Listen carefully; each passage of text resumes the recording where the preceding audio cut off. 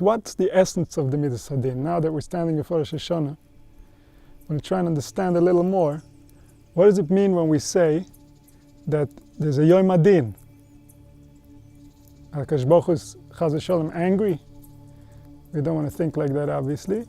And besides, we know that Chazal demand from us to be happy on the Yom Hadin. And there's psukim to that effect. Ichli madanim mishsim amtakim.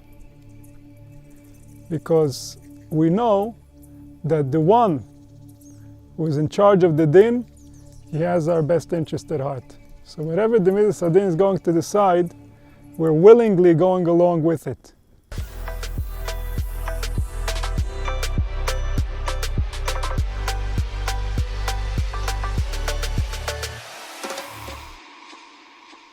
The world we live in is run by two primary midas called Chesed and Din. Chesed relates to a type of behavior that's open, it's easy, that the love is obvious. Din results from Chesed. Din doesn't have an existence of its own. So what's the nature of that Midas Hadin? What does it mean? So when HaKadosh Baruch Hu created life, life manifested in a way where the physical, which is the reality that our body is inhabiting, has a very close relationship with the spiritual, which is the mind, the thinking capacity of a human being, his ability to perceive and experience. However, the two different realities are not properly synchronized. We know that simply by our own experience, and we know that even more if we look at history and if we look at the Torah and if we look at what happened to humanity, we'll see that the mind is not properly synchronized with matter.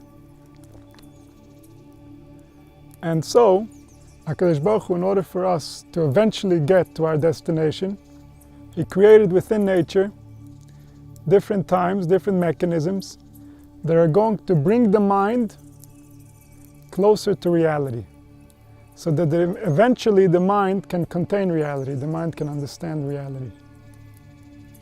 And every time where there's a reconciliation with reality, we call that a Yom Hadin, or a time of Din, or a mood of Din. Because Din, when it's done appropriately, is not about ruining anything, it's not about causing harm or damage. Adrabah, Din is the restriction of building in accordance with the truth, of building in accordance to reality. And therefore, on Rosh Hashanah, what we're essentially trying to do is we're trying to synchronize who we are with what's real. And this is why we have in the davening, we have Malchi, Zechronis, and Shofris. All three of them are created in order to allow man to come back to reality. So if a person was off on a certain type of trip where his mind was disconnected from reality in such a way that waking him up to reality is painful, so then that would cause him to have a problem with the Midas Hadin. That would cause the Midas Hadin to be difficult for him.